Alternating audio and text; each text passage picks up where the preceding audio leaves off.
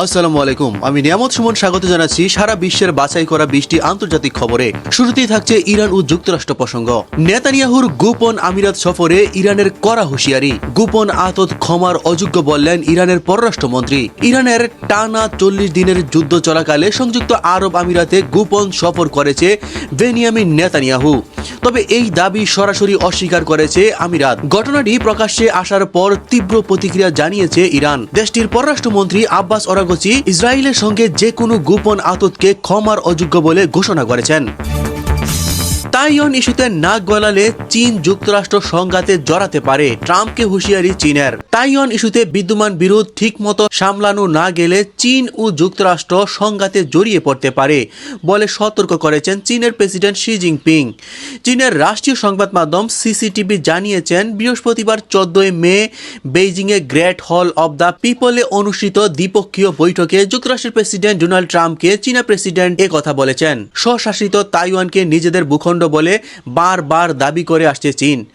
এটা নিয়ে যুক্তরাষ্ট্রের সঙ্গে দেশটির দীর্ঘদিনের বিরোধ রয়েছে, কেননা তাইওয়ানের অস্ত্রের অন্যতম যোগানদাতা হচ্ছে ওয়াশিংটন। আমরা একসঙ্গে অসাধারণ ভবিষ্যৎ গড়ব বললেন ডোনাল্ড ট্রাম্প। চীনের প্রেসিডেন্ট শি জিনপিং এর সঙ্গে উচ্চ পর্যায়ের বৈঠকের পর যুক্তরাষ্ট্রের প্রেসিডেন্ট ডোনাল্ড ট্রাম্প বলেছেন দুই দেশের সম্পর্ক ভবিষ্যতে আরো ইতিবাচক পথে এগিয়ে যেতে পারে। বেইজিং এ অনুষ্ঠিত বৈঠকের পর সংক্ষিপ্ত মন্তব্যে ডোনাল্ড ট্রাম্প বলেন, আমরা একসঙ্গে অসাধারণ একটি ভবিষ্যৎ গড়তে যাচ্ছি। এদিকে তেহরানে হামলার ঘটনায় সরাসরি জড়িত ছিল সংযুক্ত আরব আমিরাত বললেন ইরানের পররাষ্ট্রমন্ত্রী। তেহরানের উপর সাম্প্রতিক সামরিক আগ্রাসন এবং হামলায় সংযুক্ত আরব আমিরাত সরাসরি জড়িত ছিল বলে বিস্ফোরক অভিযোগ করেছেন ইরানের পররাষ্ট্রমন্ত্রী আব্বাস আরাগচি। ভারতের নয়াদিল্লিতে অনুষ্ঠিত ব্রিক্স পররাষ্ট্রমন্ত্রীদের বৈঠকে তিনি এই মন্তব্য করেন। আরাগচি অভিযোগ করেন ইরান বিরোধী অভিযানে সংযুক্ত আরব আমিরাতের ভূখণ্ড ব্যবহার করতে দেয়া হয়েছে। তিনি বলেন, আমি সরাসরি বলতে চাই আমার দেশের উপর চালানো আগ্রাসনে সংযুক্ত আরব আমিরাত সরাসরি জড়িত ছিল। বেইজিং এ ট্রাম্পের উপস্থিতিতেই পুতিনের চীন সফরের ঘোষণা। বিশ্ব রাজনীতির দুই পরাশক্তি রাশিয়া ও চীনের বন্ধুত্ব আরো সুদৃঢ় রাখতে খুব শীঘ্রই বেইজিং সফরে যাচ্ছেন রুশ প্রেসিডেন্ট ভ্লাদিমির পুতিন। বৃহস্পতিবার 14 মে ক্রেমলিনের মুখপাত্র দিমিত্রি পেসকভ এই সফরের বিষয়টি নিশ্চিত করেছেন। এদিকে ইরানের কাছে যুক্তরাষ্ট্রের পরাজয় ইতিহাসে স্বর্ণাক্ষরে লেখা থাকবে। ইরানের বিরুদ্ধে পুনরায় যুদ্ধ শুরু করলে যুক্তরাষ্ট্র চূড়ান্তভাবে পরাজিত হবে এবং যুক্তরাষ্ট্রের এই পরাজয় ইতিহাসের পাতায় স্বর্ণাক্ষরে লেখা থাকবে বলে মন্তব্য করেছেন দেশটির সেনাবাহিনী চিফ হাবিবুল্লাহ সায়ারি। এদিকে লেবাননে ইসরায়েলি হামলায় নারী শিশুসহ নিহত আরো 10। লেবাননে ইসরায়েলি বাহিনীর হামলায় নারী শিশুসহ আরো 10 জন নিহত হয়েছে। কর্তৃপক্ষ জানিয়েছে বুধবার দেশটির দক্ষিণাঞ্চলে এসব হামলা চালানো হয়, ফলে একদিনে মৃত্যুর সংখ্যা বেড়ে অন্তত 22 জনে দাঁড়িয়েছে, খবর এএফপির। ইসরায়েলের অধিকাংশ বিমান হামলায় দক্ষিণ লেবাননে হয়েছে। দেশটির সামরিক বিমান বাহিনী বলছে তারা হিজবুল্লাহর সঙ্গে সংশ্লিষ্ট অবকাঠামো ও ব্যক্তিদের লক্ষ্যবস্তু করছে। এদিকে হরমুজ সব বাণিজ্যিক জাহাজের জন্য উন্মুক্ত, তবে ইরানের নৌবাহিনীর সঙ্গে সমন্বয় করতে হবে বললেন ইরানের পররাষ্ট্রমন্ত্রী আব্বাস আরাগচি। তিনি বলেছেন, আমাদের দৃষ্টিকোণ থেকে হরমুজ প্রণালী সকল বাণিজ্যিক জাহাজের জন্য উন্মুক্ত, তবে তাদের অবশ্যই আমাদের নৌবাহিনীর সাথে সহযোগিতা করতে হবে। এদিকে ইউক্রেনের রাশিয়ার ড্রোন ক্ষেপণাস্ত্র হামলা, নিহত 6। ইউক্রেন জুড়ে রাশিয়ার নতুন করে চালানো ড্রোন ও ক্ষেপণাস্ত্র হামলায় অন্তত 6 জন নিহত হয়েছেন। বুধবার 13 মে স্থানীয় সময় সকাল থেকে দেশটির গুরুত্বপূর্ণ শহরগুলোর জ্বালানি ও রেল যোগাযোগ অবকাঠামো লক্ষ্য করে রাতভর এই তাণ্ডব চালায় রুশ বাহিনী। ইউক্রেনের প্রেসিডেন্ট ভ্লাদিমির জেলেনস্কি এই হামলার তথ্য নিশ্চিত করে জানিয়েছেন, রুশ ড্রোনের আঘাতে বেশ কয়েকজন সামরিক নাগরিক প্রাণ হারিয়েছে এবং দেশের বিদ্যুৎ ব্যবস্থা মারাত্মকভাবে ক্ষতিগ্রস্ত হয়েছে। ওমান উপকূলে ভারতীয় জাহাজে ভয়াবহ হামলা, কড়া নিন্দা নয়াদিল্লির। ওমান উপকূলে একটি ভারতীয় পতাকাবাহী বাণিজ্যিক জাহাজে ড্রোন হামলার ঘটনায় তীব্র নিন্দা ও উদ্বেগ প্রকাশ করেছে ভারত। লোহিত সাগর এবং আরব সাগর সংলগ্ন এলাকায় ক্রমাগত বাড়তে থাকা জাহাজ হামলার ঘটনায় এটি একটি নতুন মাত্রা যোগ করল। ভারত সরকার এই আক্রমণকে অগ্রহণযোগ্য বলে অভিহিত করেছে এবং সমুদ্রপথে নিরাপত্তার বিষয়ে কঠোর পদক্ষেপ নেয়ার ইঙ্গিত দিয়েছে।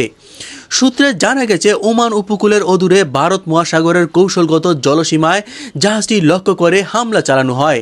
প্রাথমিক তথ্য অনুযায়ী একটি বিস্ফোরণ বোঝাই ড্রোন বা ক্ষেপণাস্ত্র জাহাজটিকে আঘাত করে।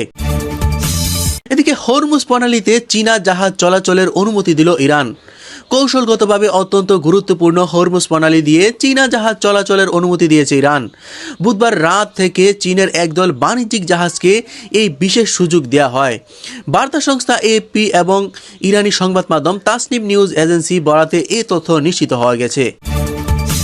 এদিকে পাকিস্তানের বেলুচিস্তানে সন্ত্রাস বিরোধী অভিযানে 5 সেনাসহ নিহত 12।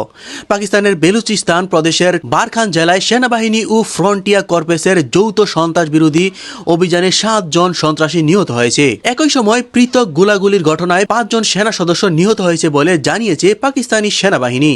বুধবার 13 মে সকালে বারখান জেলার নোশাম এলাকায় এই অভিযান পরিচালিত হয়। সেনাবাহিনীর দাবি অনুযায়ী গোপন তথ্যের ভিত্তিতে এলাকাটিতে অবস্থানরত সশস্ত্র গোষ্ঠীর বিরুদ্ধে এই অভিযান চালানো হয়।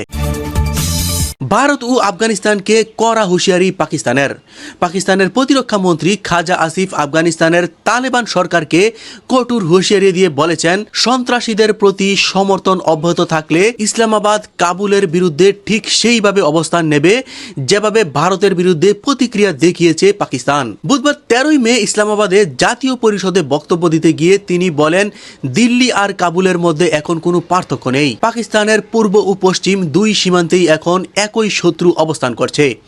খাজা আসিফ অভিযোগ করেন, আফগানিস্তানের বর্তমান সরকার ভারতের প্রক্সি হিসেবে কাজ করছে। ভারী বৃষ্টিপাত ও জ্বরে লন্ডভন্ড ভারতের উত্তরপ্রদেশ, নিহত প্রায় 90 জন।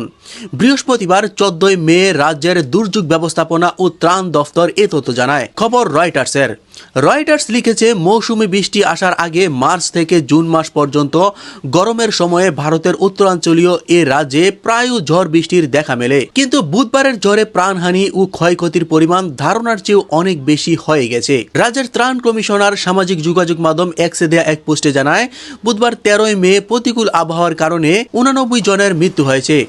একই সঙ্গে 53 জন আহত ও 87টি বাড়ি ক্ষতিগ্রস্ত এবং 114টি গবাদি পশু জ্বর, শিলাবৃষ্টি, বজ্রপাতের কারণে মারা গেছে। এদিকে দিল্লিতে এবার স্লিপার বাসে দলবদ্ধ ধর্ষণ, চালক ও হেল্পার গ্রেফতার। ভারতের দিল্লির নাংহাই এলাকায় দাঁড়িয়ে থাকা একটি স্লিপার বাসে এক নারীকে সংঘবদ্ধ ধর্ষণ করা হয়েছে। এ ঘটনায় বাসের চালক ও সহকারী গ্রেফতার করা হয়েছে বলে জানিয়েছে ভারতীয় পুলিশ। পশ্চিমবঙ্গে গরু সহ সব ধরনের পশু জবাই নিষিদ্ধ করল বিজেপি। ভারতের পশ্চিমবঙ্গে নবনির্বাচিত বিজেপি সরকার পশু জবাইয়ের উপর কঠোর বিধিনিষেধ আরোপ করে নতুন নির্দেশনা জারি করেছে। এই নির্দেশনার আওতায় রাজ্য জুড়ে প্রকাশ্যে গরু সহ সব ধরনের পশু জবাই সম্পূর্ণ নিষিদ্ধ করা হয়েছে। বুধবার 13 মে রাজ্য সরকারের পক্ষ থেকে জারি করা এক বিজ্ঞপ্তিতে জানানো হয়েছে, এখন থেকে নির্ধারিত সরকারি কর্তৃপক্ষের অনুমতি ছাড়া গরু ও ষাঁড় মহিষের মতো কোনো পশু জবাই করা যাবে না। ইরানের সঙ্গে আলোচনায় অগ্রগতি হচ্ছে, জানিয়েছে জেডি ভ্যান্স। ইরানের পক্ষ থেকে আসা সর্বশেষ প্রস্তাবকে প্রেসিডেন্ট ডোনাল্ড ট্রাম্প অগ্রহণযোগ্য বলে প্রত্যাখ্যান করলেও দেশটির সঙ্গে আলোচনায় ইতিবাচক অগ্রগতি হচ্ছে বলে জানিয়েছে মার্কিন ভাইস প্রেসিডেন্ট জেডি ভ্যান্স। বুধবার 13 মে হোয়াইট হাউসে সাংবাদিকের সঙ্গে আলাপকালে তিনি এই বিশ্বাসের কথা জানান। ভ্যান্স বলেন, ওয়াশিংটন এবং তেহরান উভয় পক্ষই শান্তি আলোচনার ক্ষেত্রে উন্নতির দিকে এগিয়ে যাচ্ছে। তবে এই অগ্রগতির হার প্রেসিডেন্টের বেঁধে দেওয়া সময়সীমা ও শর্তের মধ্যে কতটা কার্যকর হচ্ছে সেটি এখন বড় প্রশ্ন হিসেবে দেখা দিয়েছে।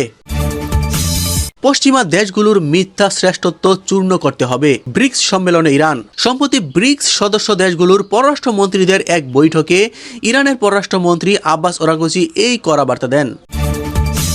বন্ধুরা, আন্তর্জাতিক সংবাদটি এ পর্যন্তই। পরবর্তী সংবাদ দেখার আমন্ত্রণ জানিয়ে এখানে শেষ করছি। চ্যানেলটি সাবস্ক্রাইব করে পাশে থাকার জন্য অনুরোধ করা হলো। ধন্যবাদ।